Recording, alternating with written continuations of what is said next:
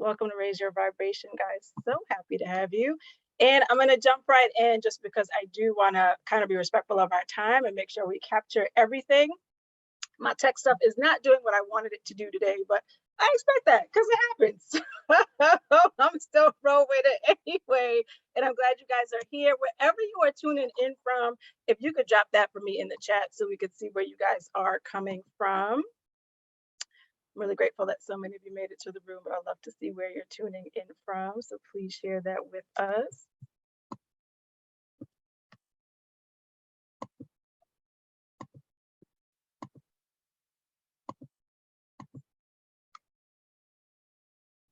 Awesome, awesome, awesome, awesome, awesome, awesome. Beautiful, beautiful. See if I can get back and see you guys. Let's see where you're tuning. Oh, Trinidad, yes! You might be the furthest one away. Ohio. Hello, New York. Hello, Chicago. Oh, beautiful. Baltimore. Hey. Oh, beautiful. Atlanta. Hey, Atlanta. Okay, Brooklyn, we're right next door. Good to see you.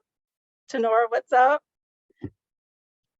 Hey, hey, hey. Oh, we are just all over today for the self-care challenge. I'm so happy to see so many faces, and I'm glad that you guys really gave yourself the opportunity to be here today. I think it's something to even just say, okay, I'm going to show up, right? Because a lot of times we can find 8,000 reasons not to be in the room, right? Like, I'm too tired. I got enough going on as it is.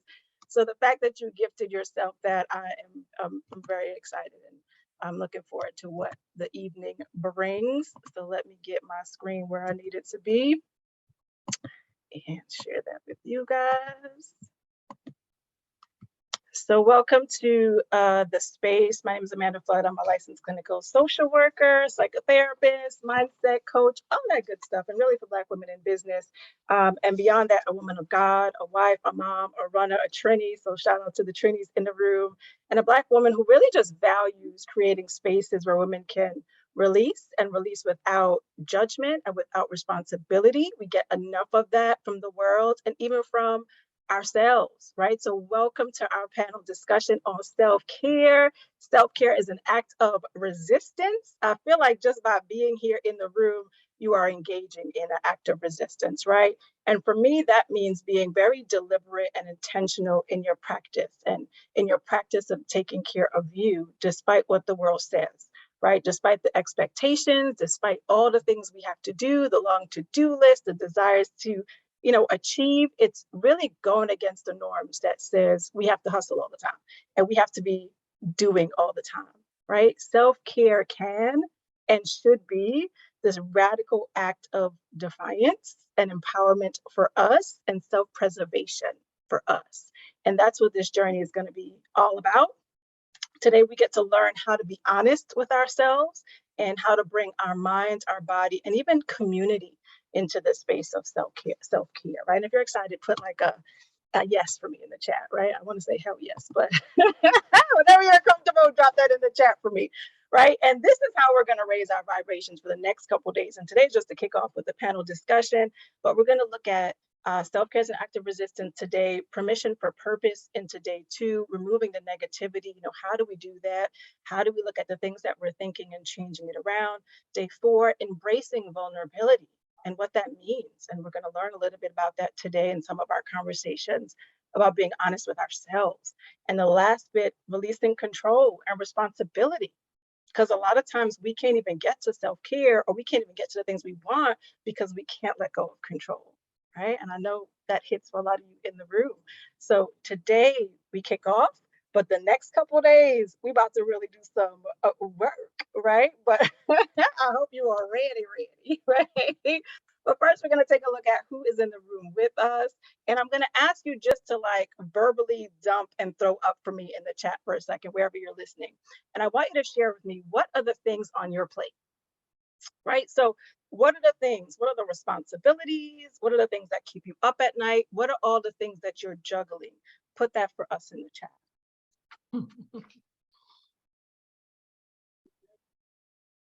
And it's a safe space, so don't worry about it. We're not going to tell nobody on your business. Ooh, yes. Yes, our responsibilities of wife. Chiquita said it so much, I have to just say a lot. Break down that a lot for us, right? What is on your plate? What are the things that we're avoiding? Drop all of those things. What are the things that we're busy doing? Put all of those things for me in the chat. Multiple businesses, yup, dating, friends, anxiety, spiritual journey. Yes, honey, trying to find yourself, that could take work too. Sometimes that's more exhausting than it is filling. Generating prosperity. Honey, we're all in that place. Uh-huh. Mommy life. Yeah. Running a business. Yes. Papers. Yes. So it's so many different things, right? And if all those things are on our plate, where does that leave you, right? How much time does that really leave for you, right? Healing and starting a business. Ooh, yes. Motherhood. Yes.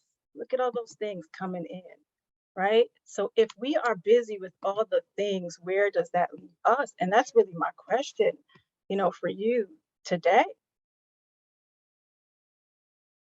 And, I think it's important to really consider because the more things that we have on our plate, the more things that occupy our mental space and take our energy, the less space that you have to really allow like your goals and your intentions and your purpose to really occupy, right? And, I think it's a huge reason why we get overwhelmed because there's just so many things taking up our space, right? And we get to that overwhelmed place, we get to that numb place. And it's because of all the things that you guys just said. And look at how many of you share the same thing. So you're not alone. We all have a lot going on and we all feel some kind of way about it. Right. And it's not that it's always a bad thing to have so many things, it's really what we do with it. Right. Because if we're in like overdrive to achieve around those things, I think that's really where we get in trouble. Right. When we create all these like rules for ourselves, like I have to be doing this, or I should be doing this, or I must be doing this, or if only. Right. So we're in overdrive to achieve, or maybe the opposite. We're kind of underperforming, maybe in fear because I can't and I don't want to, right? Or I'm too dot dot dot. All of those things are really killing our vibration, right? Especially as women, because we're so powerful. There's so much we can offer, but we can't if we're stretched in all these places, right? And this is what self-care really is. It's giving space for you, even with all the things. And this way you can also better impact other people. It's not really about other people impacting us and impacting every ounce of who you are. It's taking charge of who you are so you can decide how you want to occupy space. Okay. I hope this is making sense for you. Right. And today we're creating space for you. And that takes time though. And that's why this is a 5-day experience, honey. We can't all do it in a day, but we are going to work on it together. And one of the things that I wanted to do first too is a little exercise for us because all of that stuff can bring up some things for us, right?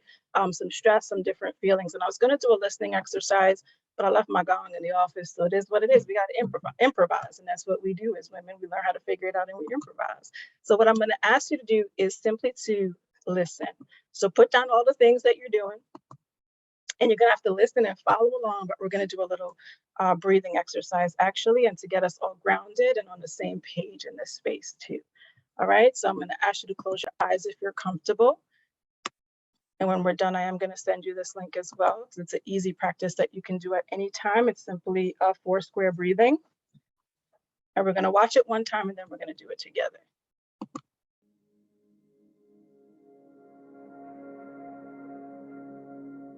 So you inhale, then you hold for 4 seconds. And then you exhale. Then before you breathe in again, you're going to hold it. And we're going to do it together on this round. So breathing in through your nose, inhale. 4, hold. 2, 3, 4, release. Good, hold. Good, inhale. Hold.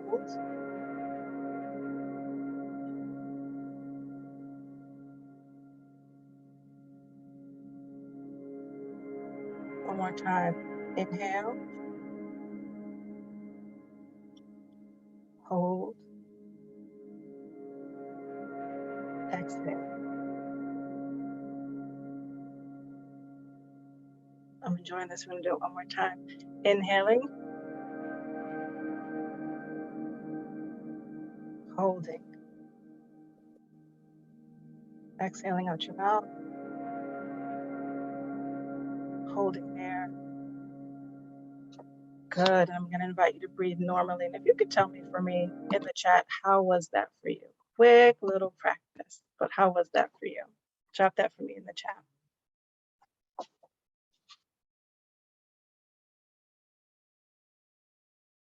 It might not have been long enough for you, but let me know how you feel. Nice. Thank you. Yeah, so we're going to have lots of little moments like that throughout this experience, throughout the week, engaging, right? So you can bring your whole self into this practice and the space. Good, soothing, good, right, relax. And it only takes a couple minutes sometimes for us to engage our minds and our bodies in that way, right? But sometimes we feel like we got to do all these big things for self-care, and it really isn't true.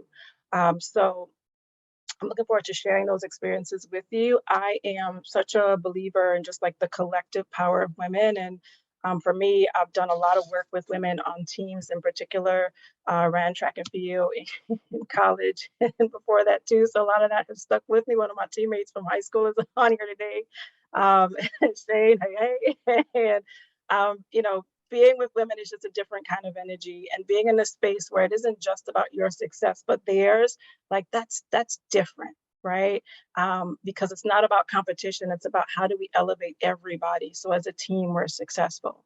And it's something that I think is carried with me throughout all my work, right? I love curating conversations like this, or within our own community for Black women entrepreneurs, my own community for Black women entrepreneurs, are hosting retreats for Black and Brown entrepreneurs and leaders. And I really love being in that space of like transformative impact for women, and us coming together and supporting and uplifting each other. And I expect no less from this challenge. And I expect no less from day one of this challenge. Self-care as an act of resistance. But enough about me. I'm going to introduce you guys to the panelists today. And as we jump to them, I'm going to ask them, what does self-care also mean for them, right? Let me see if I can. I'm like trying to maneuver 8,000 screens at the same time. So I want to show you who they are first, and then I'm going to introduce you to them individually. Some of you may recognize them already. They're my therapist friends, but they're very active in the community. They're great at what they do. Okay, let's see. Bam. They just look so pretty here. So I want to be able to highlight them, and they're pretty in person as well. But they're coming to join our conversation today. And I think I'm gonna start off with we'll start off with Kat in terms of, what does self-care mean to you? Feel free to introduce yourself as well. Well, good evening, everyone. How is everyone, especially all the way from Trinidad? That's pretty dope. So I am Katusha Gray. You can call me Kat for short. Everyone does. I'm also a licensed clinical social worker. In addition to that, I'm also a certified yoga teacher.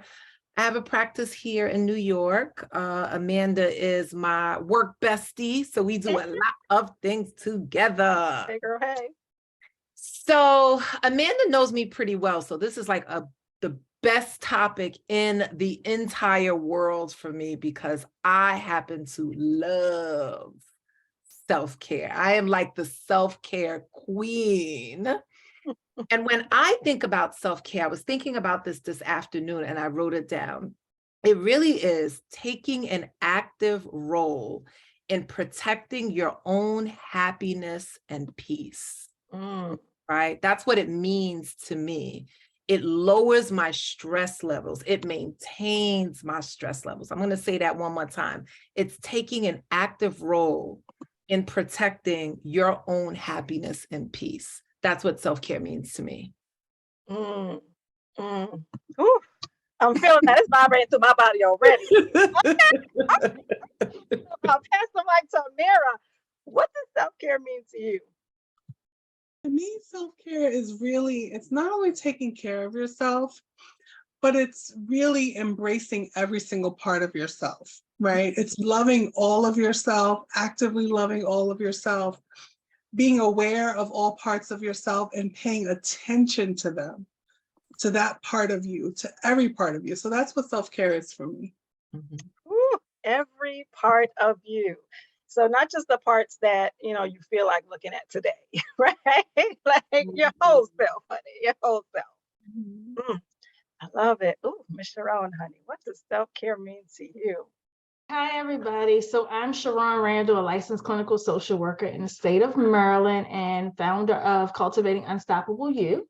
So this is a great topic for me as well. That's how I came up with my practice name.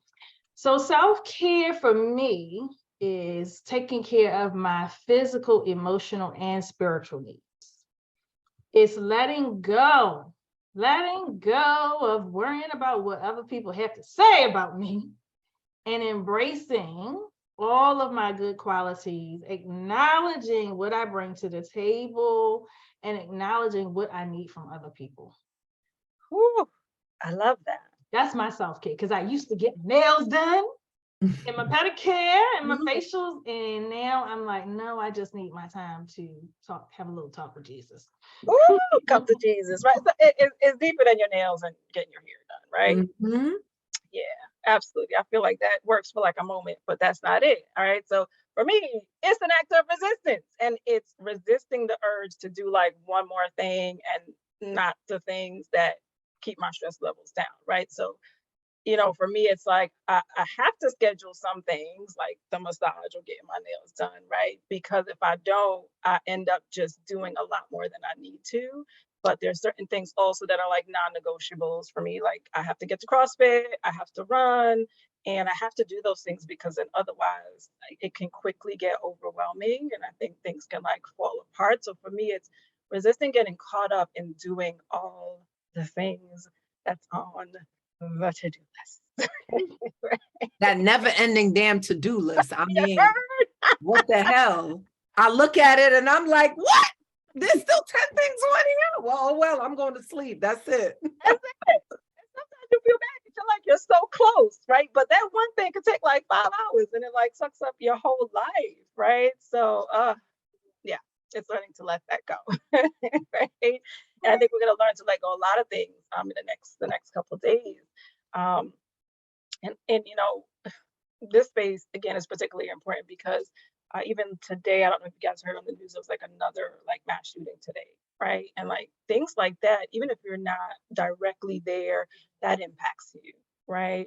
If there's a shooting in a school, that impacts you. I have kids, so they're in school, so you hear things like that, and your heart already goes out, right? And there's a lot in the news about just who we are as women and who we should be or could be, right? This young lady for I think LSU, the basketball player, Angel Reese, right? Or even Simone Biles when she was competing in the Olympics. Like there's all this pressure and standards for who we are and who we should be, especially as Black and brown women moving up the ladder, doing all these things for family, like all of that. It's a lot. It's a lot of external pressure, and then it's a lot of internal pressure, right? Even just dealing with the kids and family. Like I'm like, yo, I'm tired, right? I don't know if y'all relate to that. Do y'all kind of feel the pressure to be all of these things, or are you impacted by seeing how other women or other events are happening in the community? Yeah. Absolutely. Yeah. Yeah. I mean, the way that the young lady, my son was telling me about that, and that's how I started to watch a little bit more about the young lady basketball player. I'm not sure what her name is, but how the same, Angel Reese. Yes, how her teammate, who was not a woman of color, was sort of utilizing the hands and all of that. And she wasn't chastised. Right. There was no words for her. But the moment this young, beautiful girl of color started, because that's basketball, you talk smack, you go back and forth, all of a sudden she's aggressive, right? All of a sudden, oh, we're not supposed to do that. Actually, that's the sport that y'all playing. They do that. So it's just interesting how we always have to be on as women of color all the time, and the expectations that they have of us. It's unrealistic.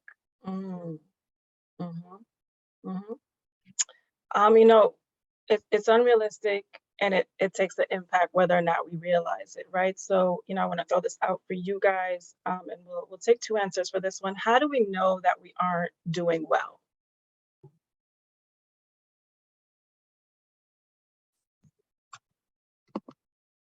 Anybody wants to jump in, y'all? Let's go. Oh, you want me? Oh, you want? Oh, I thought you was talking I'm to the sorry, I can people. answer the Ooh, question. let's look at- Get from y'all first, right? People gonna listen. I can tell you, I know I'm not doing well. I'm not doing well. My body responds Yep. before my mind because of me being a therapist / social worker for so long. I have learned how to kind of get control over the mind, but I know I'm in trouble when my body starts responding, and I don't know how to control that. With the body aches and tension and stomach problems and things like that, I said, oh, this is something new. What is this? What is this here? So I know that I need to then do some extra working out. But what do you do when you can't get out of bed? So then I know that I need to tap into some other things. I need to build a strong circle. I need to call a friend. I need to pray in the bed. I need to do my stretches from the bed. I need to do more meditation. But my body lets me know when. Anyone else? How do we know that we're not doing well? And we've got some stuff too. I'm gonna agree. So Because you are body, honey. So you're like, yes. So for me, I always give this example to my patients as well when I'm explaining the mind and the body. So for me, when I know I'm doing too much, or I'm too busy, or something is going on, I get like a little headache right here because I become really attuned to my body. So it starts here. So when that happens, I know I'm doing too much. I'm working too much. Maybe I haven't had enough water. Maybe I haven't exercised, et cetera, et cetera, et cetera. If I don't catch it, this whole side literally starts pulsating. It literally pulsates. Like I can't see, my head starts hurting, my neck starts really tension, and I'm out for the count. So I've learned over my years to really pay attention to the small, what I call the small beat, the small alarm, the little alarm that knocks at the door that goes, yo, cat, hello, you doing too much, pull it back, or I'm gonna knock you down. If you're not gonna listen to me, cat, I'm gonna knock you down. And then it does. It ends up knocking me down for the whole day. I don't want the knockdown. I'm trying to catch it when it's knocking at the door. That's it. Oh my goodness. And we're going to hear more from her in a little bit as she talks about the body, but I want to keep us rolling. So, because it's just an awesome opportunity because we get to draw on all of the expertise of these wonderful women to really dissect self-care from a mind, body, heart, and community perspective. So I want to shift to Amara because, we are big on pouring out, right? But that's draining. And sometimes we've got to figure out, how do we heal first? Because if that's going to have like a ripple effect out, right? So I really think we've got to learn how to reconcile that because we're good at putting out, but not really good at like putting it in, right? So can you talk to us a bit about how we heal ourselves and heal our community, Amara? Absolutely, Amanda. Absolutely. And thank you so much. So when I think about healing ourselves and healing our community, I think about a couple of really key things, right? The first thing is that we all have parts of ourselves that are unhealed. Every single one of us has parts of ourselves that have not healed yet. And it doesn't matter if you started healing when you were 5. Guess what? You're 35, you're 45, you're 55, whatever you are now, there are things that you've experienced that have not been healed just yet. So you have to pay attention to what's going on with you. And just like Sharon said, and what Kat said and knows so well about the body, you have to be keyed into your body, keyed into yourself physically, keyed into where you are emotionally to be able to sort some of this out. And when I think about, I'll share a little bit about my own story, right? So for me, just like many of you, I had a turbulent backstory, right? Grew up in the Bronx, single mom. I was a teen mom, witnessed a lot of pain, a lot of struggling. And for me, part of my healing was really partly just creating my future, going into this field, a field where we think about and care for others was an act of healing for me, but also where I actively actually got to help and embrace other people, right? Because in social work school, one of the things that we do is we focus on ourselves, who we are and what we've been through and how we can use that information to be healed and to be people who can help others to heal, right? So obviously not everyone needs to go into social work or mental health in order to heal, right? And to be part of healing their community. But that's just the way that was part of the way that I did it, right? So when you think about yourself and whether it's that you are dealing with stress, whether you're dealing with trouble sleeping, whether you find yourself, you know, with back pain all of a sudden, or just feeling run down and exhausted, all of those are signs that you need to take care of yourself, which can mean that you need to just slow down and practice some of that self-care. Or it can mean that you need to look deeper and figure out where are there still some wounds that I need to heal and recover from, right? So when you make that decision to go to therapy and work on those wounds, that's a powerful, powerful decision, right? Not only does it help you in terms of your own growth and development, but you're gaining insight, right? You're unpacking trauma, you're feeling empowered, and the people around you are watching you do that. And you're inspiring and you're also giving them permission to do the same, okay? So just by you doing that act of taking care of yourself in that way, you're inspiring others to be able to do the same. And if therapy isn't for you, right? Some of us, we just don't want to sit down and talk to a single person about our stuff. I get that, right? But there are other forms of healing. There are healing circles. There's group therapy. There's meditation and self-care rituals. And I know Amanda has an amazing retreat coming up. A women's retreat is something that's incredibly powerful and that can help you with your healing. So looking for those opportunities, things that you can work into your everyday, are ways that you can heal yourself and then therefore inspire and just be that better, healthier person, not only for yourself, but for the people that you care about, right? Because you're also, as a woman, you're, I'm sure, very active in being present for others and for so many others. So the best you can do even more of that. So those are some of my thoughts, Amanda. The best you can do more of that. Are you calling us to the table to step it up, Amira? Yeah, a little bit, a little bit. Amanda, I do have one thing that I want to add to that, right? Mm. So if people can just take a moment and write this down for themselves, okay? Write this down for yourself. This year, right? Because we all have stuff that hasn't healed yet. This year, I will contribute to my healing by, and just finish that sentence, okay? Make a commitment to work towards your healing this year actively. That's a powerful question, right?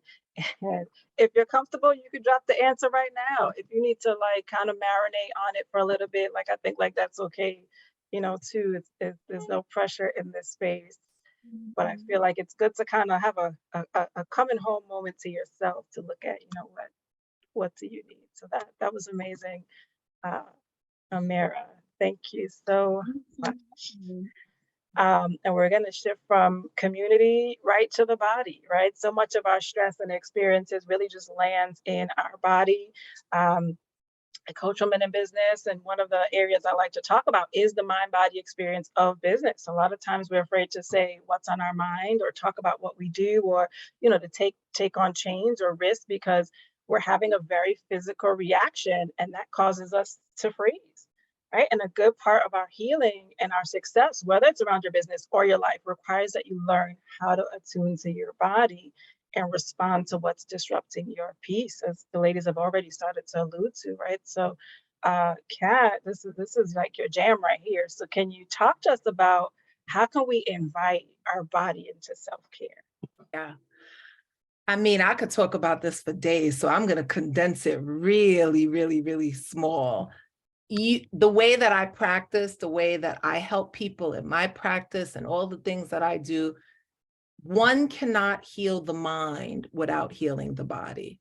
There's just no way. That's my personal opinion. I'm going to stand by that.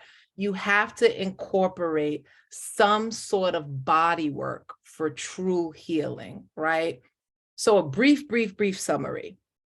we have this longest nerve in our whole body. It's called the vagus nerve, right? It starts in the brain and it tracks down all through the back of the body and the spine, right? And so it's connected to all these things in our body, our eyes, our mouth, our throat, our stomach, our gut.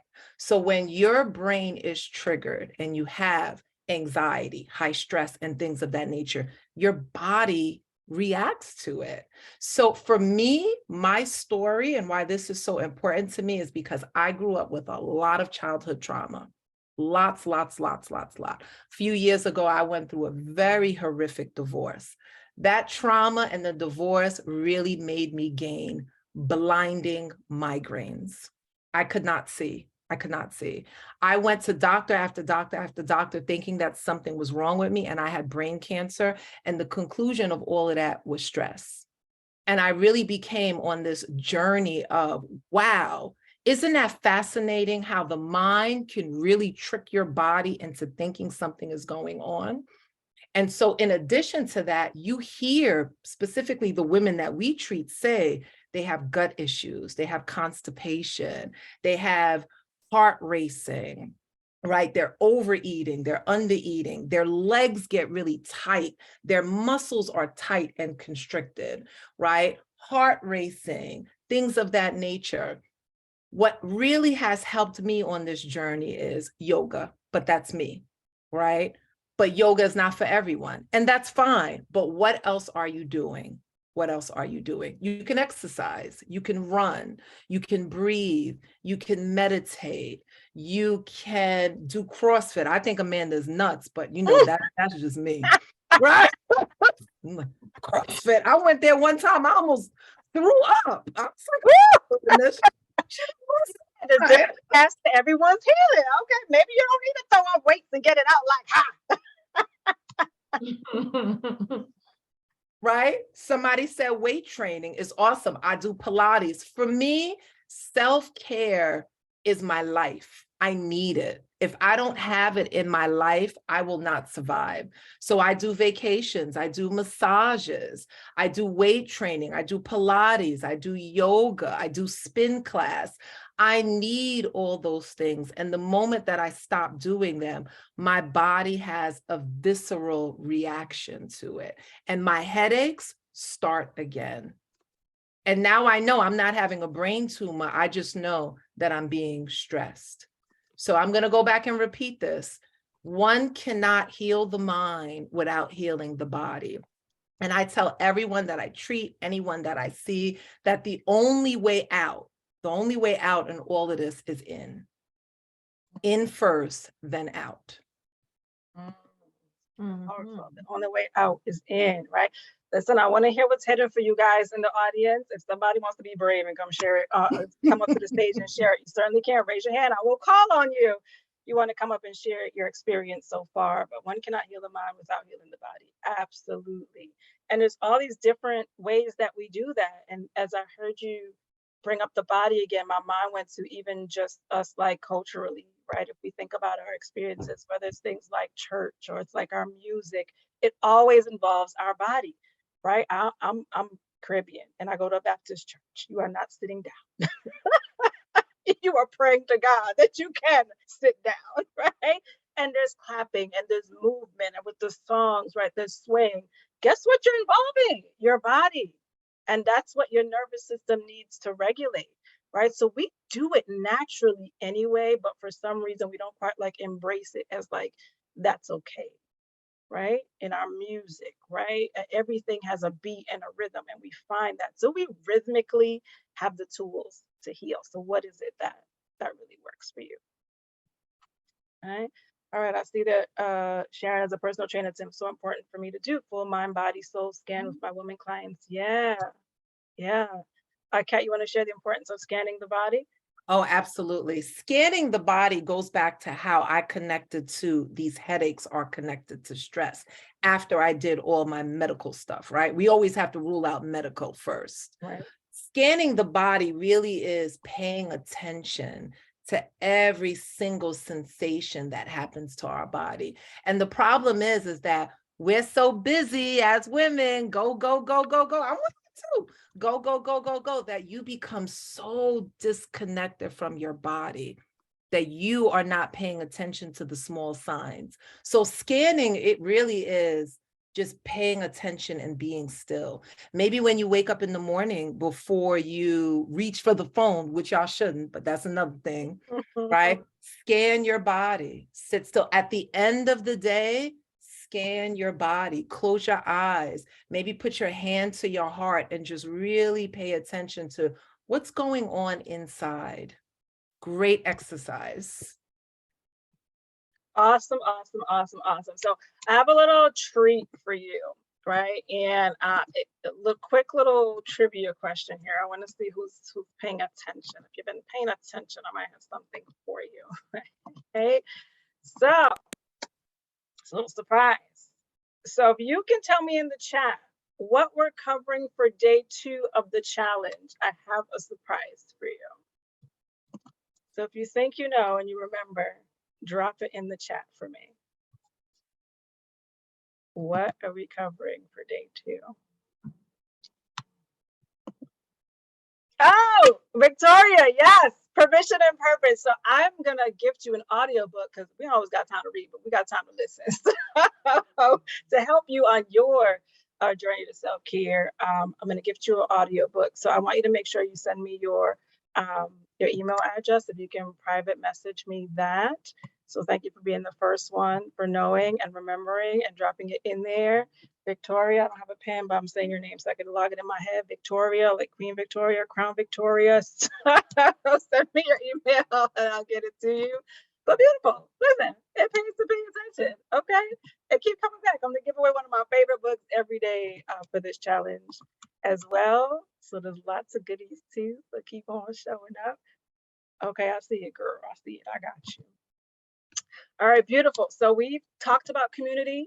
We've talked about our body and inviting it into healing and how important that is, and the value of just like noticing, right? So we're going to shift again and we're going to get to the heart of the matter. And self-care, I want to say, requires courage. It requires courage to do things differently.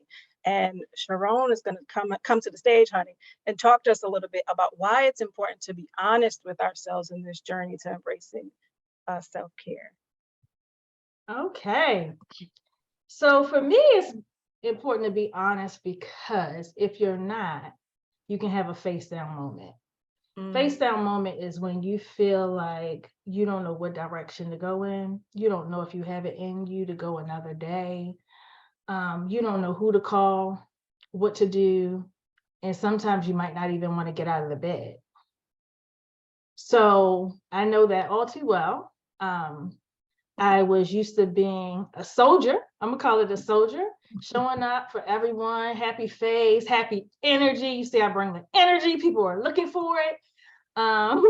So I just naturally was able to do that for many, many years. I've been like that since I was a kid.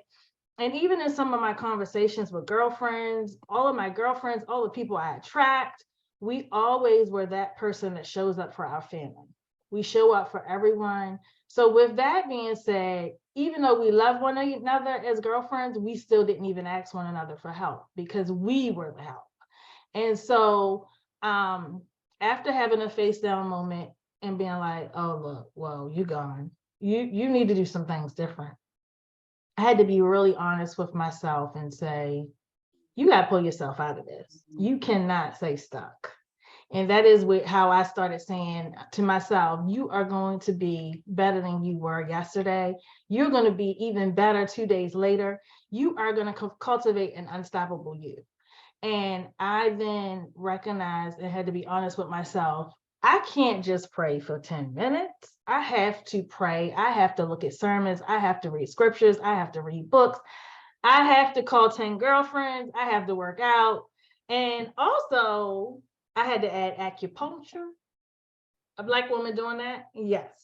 I had to be honest with myself that although I have read all the books, I have studied all of the things I can study, I have got every certification you can think of, it still wasn't enough to pull me up. You need a whole lot of things. So self-care for me was like setting boundaries. saying no, not just to things you don't want to do, but to things you do want to do. But it wouldn't be good for you because you need to rest. Also, I learned how to play.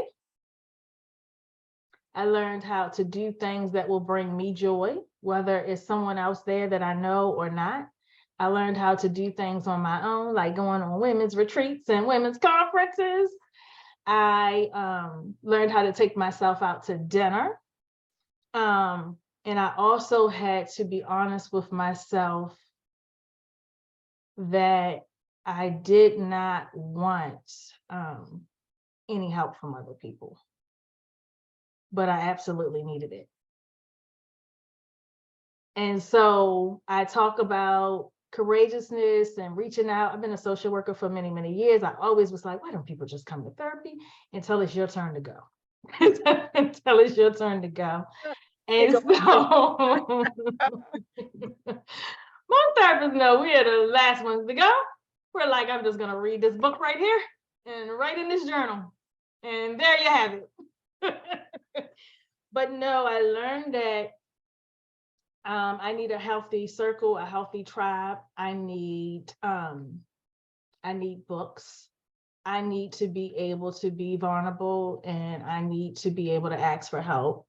And I also learned that all of those things is what builds a resilient person.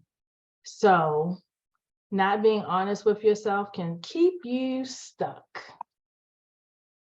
And I'm opposite of Kat. I healed my mind. I was like, I'm good. I done healed my mind. I done my therapy. I done read every book. I done journaled. Until this acupuncture. And then she's like, did you feel anything there? I was like, I sure did. Yeah, no, that's real. So being honest is also knowing that you need to make sure you really are healing all parts, mind, body, spirit, everything. Because my mind is healed, I'm spiritually aligned, and my body is still not right. And it's okay to get as much help as you need. That is what I would say about that. Yeah, it's okay to Sister circles are important. Mm-hmm. So self-care can come in so many different ways. For me, my sister circle needs to be strong. But what I have discovered is it doesn't have to be a sister I've known all my life. Yeah. Powerful stuff. Powerful. Can I just add also that, you know, I love what you just said about your sisters doesn't have to be your sisters from that you've known for so long. And there, you know, is so many women that I've met recently on this journey of life that I really considers my sisters.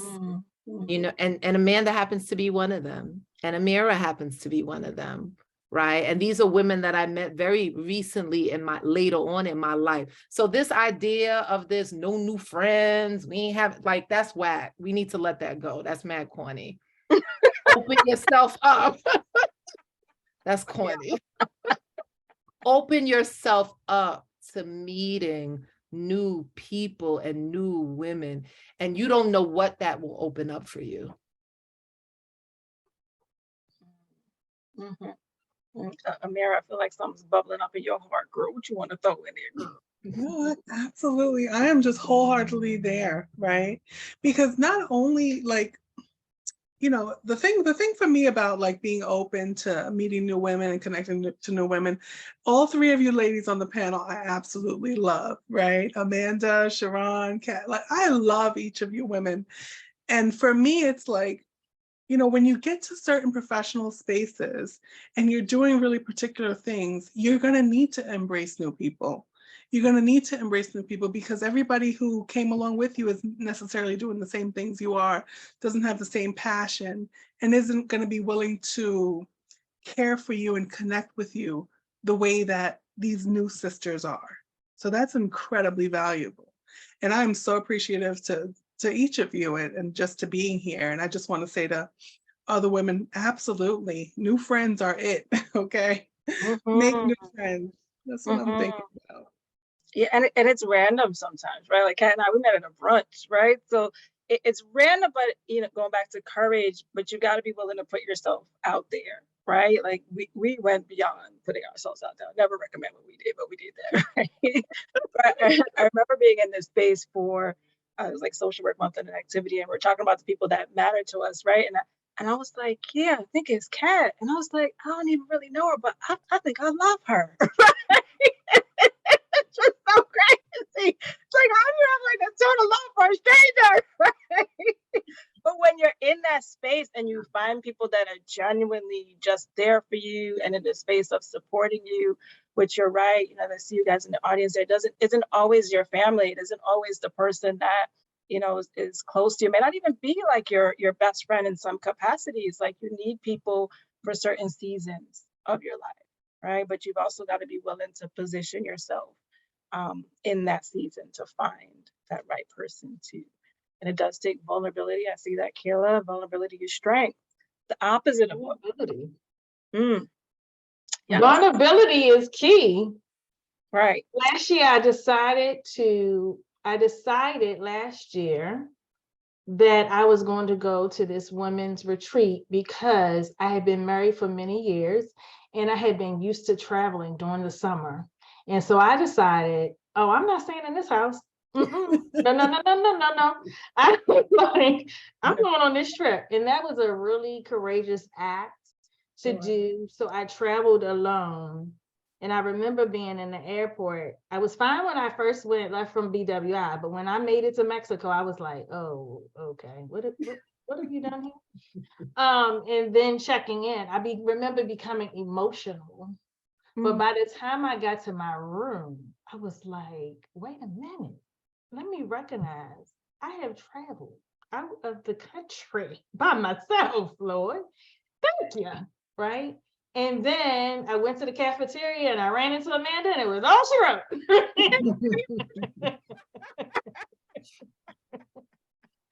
Right? But that was like a personal decision to like take a risk, right? And take a chance and vulnerability in a different way. It's not always pouring out your whole life, but putting yourself in spaces that just don't even make sense for you. And it goes back to knowing what you need and being honest with yourself, right? Like I could have made a decision, I'm just going to stay in this house, or I'm going to compare myself to my other friends that are married and still get to travel. But instead I was like, it requires intention. I was like, what am I going to do to further pull myself out and normalize life and enjoy each day, right? Enjoy each day like it's the last, even though I'm not all the way out of the funk, right? Even though you're not out of the funk, you get up, you do something, you have hope for tomorrow, you practice, you list your gratitude list, you do whatever it is, right? You block that person. You block your no, I was like, block that person. It's easy to be in that space of like not want to do anything, a little bit of like pity for yourself and wallowing. And it's okay sometimes, but life is passing you by, right? Otherwise, we've got to learn to shift a little bit, which is what I was going to touch on next, honey, right? Because we talked about community, we talked about the body, we talked about heart, and I just want to come back really quickly to, just our mind when it comes to self-care and how we can take the guilt out of balancing your well-being. And I'll ask you guys in the audience, what gets in the way of prioritizing your self-care? Put that in the chat for me. What gets in the way? Oh, work, y'all. That was hard. That was fast. Oh, Lord, exclamation on the kids. You're lucky this is a safe space. They won't tell them. Yes, so many lifing things, time, family. Oh my goodness. Yes.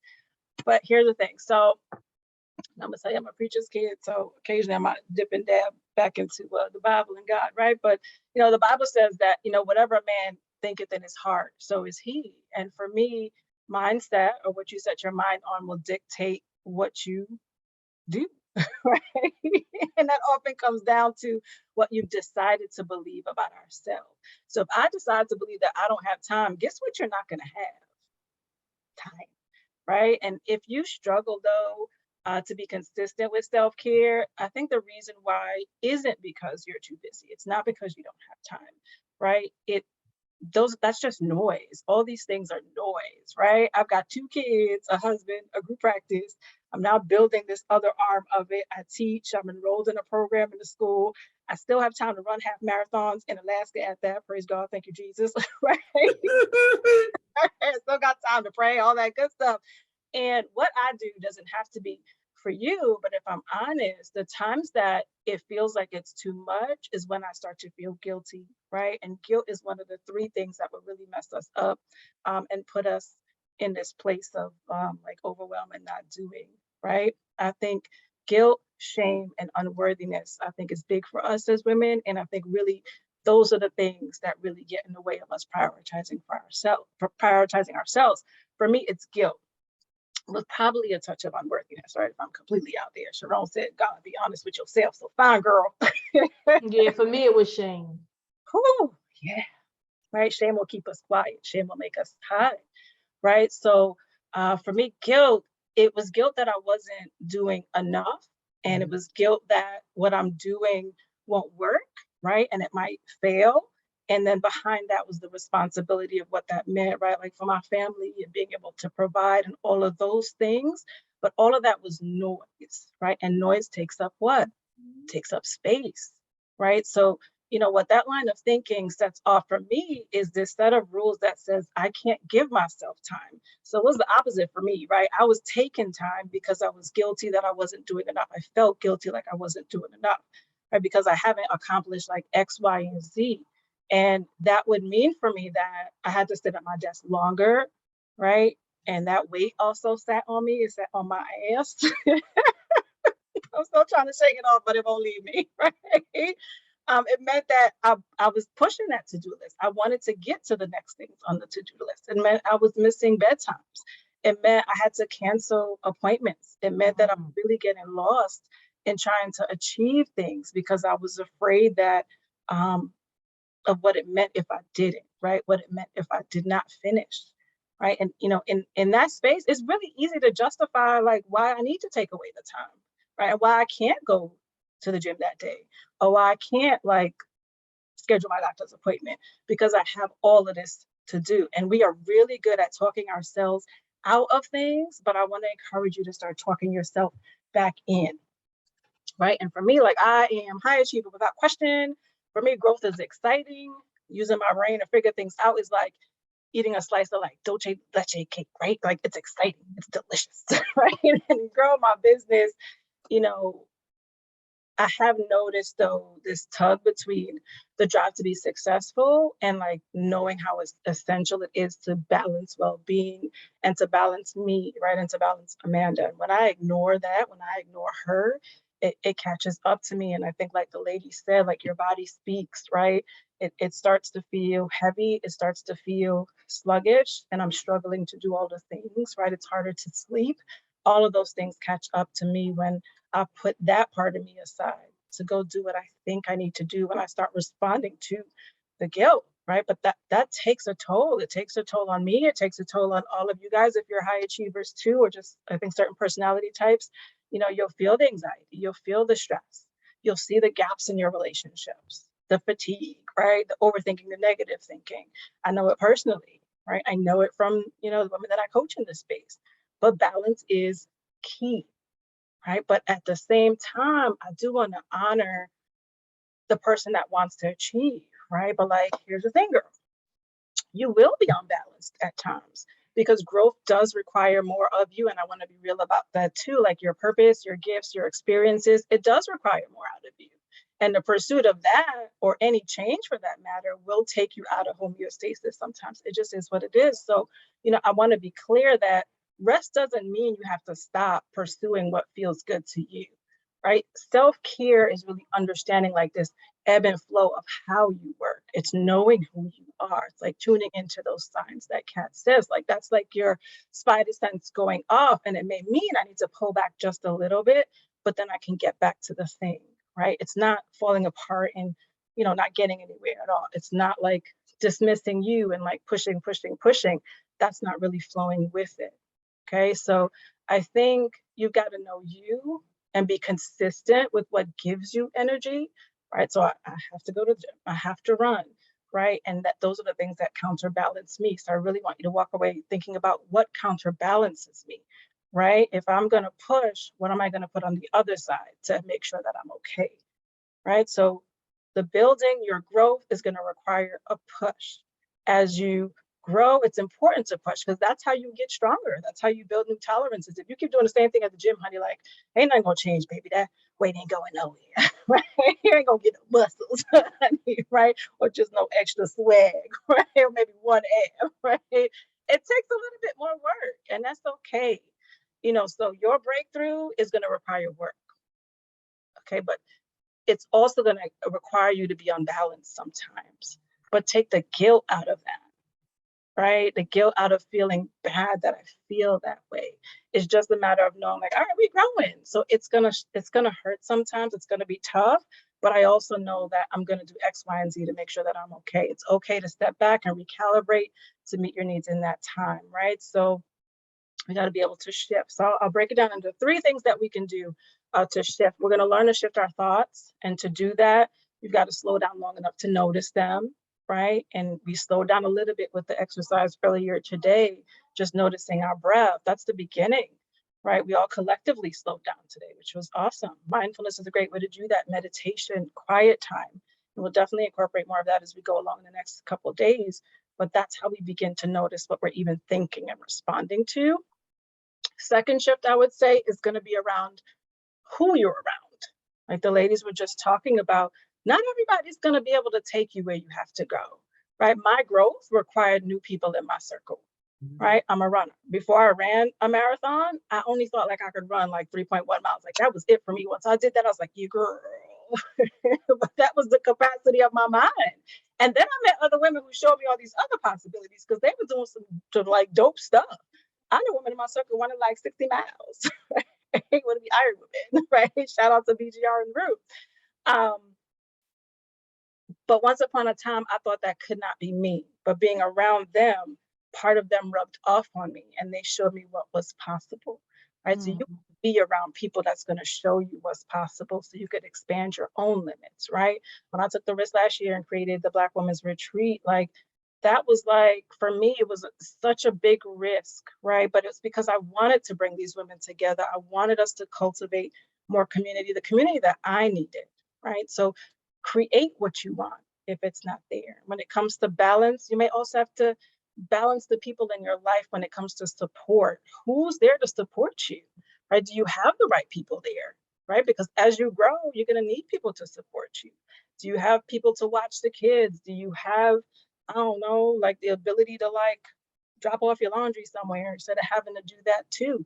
You want people that can support you with the responsibilities so you can effectively show up and honor all parts of who you are. Okay, and the last shift I'm going to say is shift your environment. Get away from the things that's draining you, right? From the things that shift your mood. Might be the house. Maybe it's too messy and I can't be in there today. I can't work there. I'm going to go to the library. I'm going to go to Starbucks. I'm going to that cute place down the block, right? The spaces you become numb to. Do I need to be here? Maybe it's work. I love my job. That might not be for you. But, what are the things that are taking your energy? And even if it's briefly, like I need to walk away and go to the car for a second. Maybe I need to walk around the block and make sure I take my lunch break because that's how I shift away from my environment, right? So let me know what makes sense for you and what's the shift that you think you might need the most. Is it your thoughts? Is it your people? Or is it your environment? Drop that for me in the chat, right? Because wherever you decide to shift, it's going to create more energy for you. It's going to create more space. It's going to help you get back to that homeostasis, right? But you've also got to be comfortable in giving yourself permission to do that. So what is it? Your thoughts, your people, or your environment? What is that? Let me know, right? Whew, all right. So I hope all this is landing for you guys. My thoughts. Yes. Create what you need. Beautiful. Yes. People and environment. She said I got 2 of them. 2 of them got to go.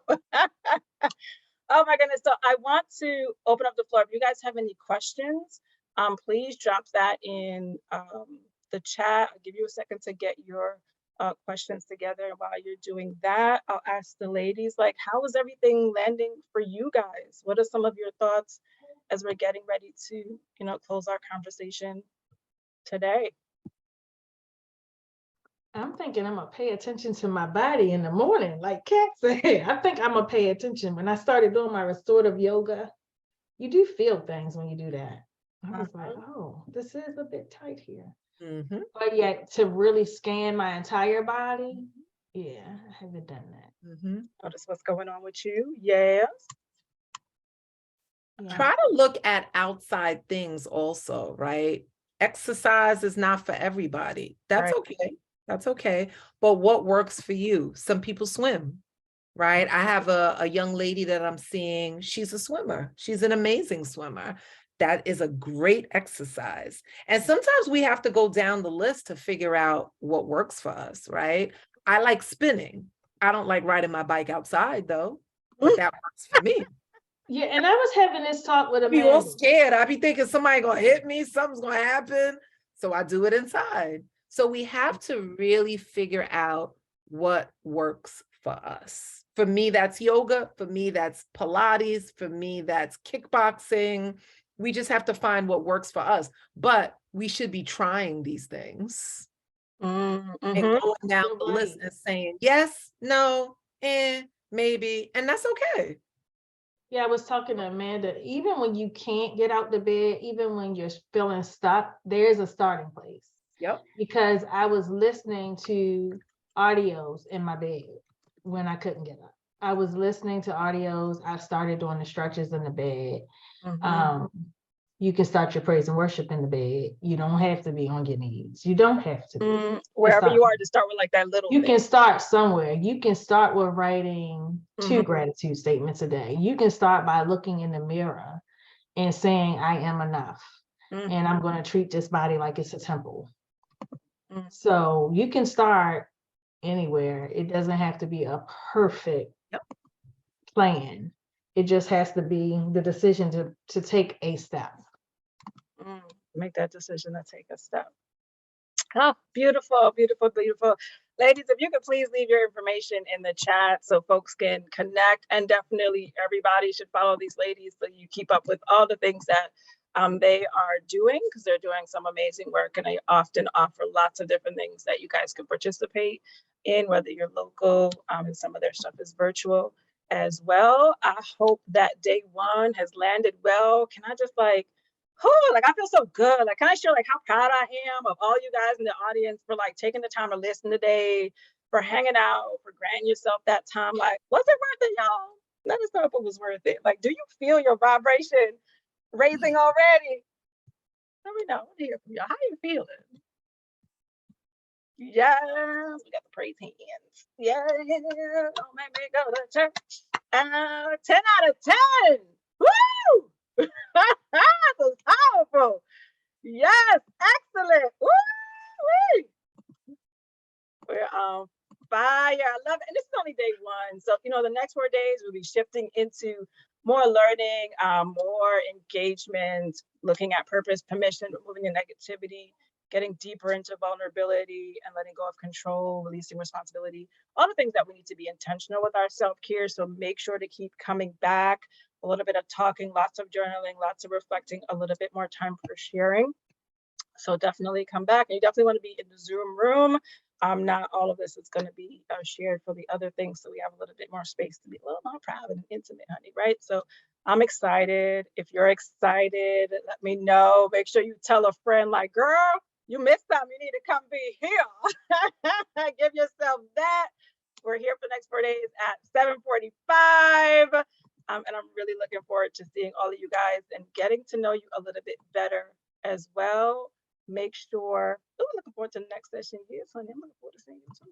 Yes, absolutely. So next couple of days, make sure that you're here. It's just been so awesome to see you guys again tomorrow. You want to be here in the Zoom room. It's the best place to be. Thank you so much again, Kat, Amara, and Sharon, for letting us your gifts to this conversation and reminding us of the complexities of self-care and just interconnection between personal well-being and the well-being of those around us. You guys are brilliant. It's such a pleasure to just hold space with you guys and know you personally and to share this experience with you. Thank you so much, so much, so much, so much. I wish I could give you like a big like group hug right now. I hope everybody in the room felt the love. Did y'all feel the love in the room? Y'all better come back if y'all felt that love, right? We have enough for us and enough to I share. felt the love. I felt the love from the panelists Yeah, and the attendees. I love All it. of my social work sisters that's not even in Maryland. Yes. Yes. That's I done found people from all over the world. all over. Thank you everybody for engaging in an active self-care tonight, engaging in the And my mentor. love it. And I already feel us vibrating on a higher level. See you guys for the rest of it. Thank you for coming. Thank you for joining. And we'll see you guys for the rest of the challenge. Thank you for tuning in. Yeah.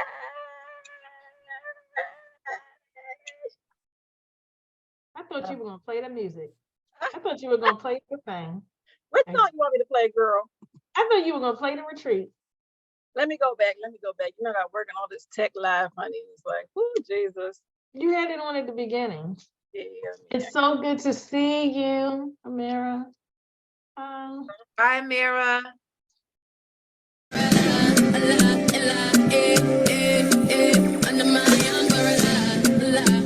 Good night, everyone. You guys are amazing. You can stand under my umbrella.